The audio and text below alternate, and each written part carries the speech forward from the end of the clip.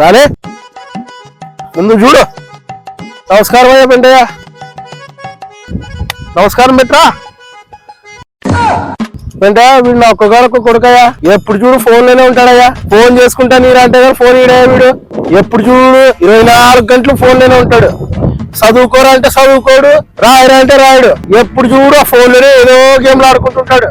ఈ సమస్యకు మీరే న్యాయం చెప్పాలయ్యా. తప్పకుండా. కానీ ఇలా తయారవడానికి కారణం మీరే.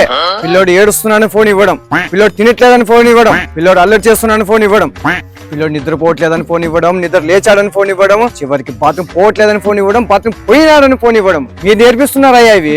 దానివల్ల పిల్లోడు ఎంత నష్టపోతున్నాడో తెలుసా? బంధువులకు దూరం అవుతున్నాడు, చదువుకు దూరం అవుతున్నాడు, వాడి భవిష్యత్తుకు దూరం అవుతున్నాడు, చివరికి కంటి చూపుకి దూరం అవుతున్నాడు.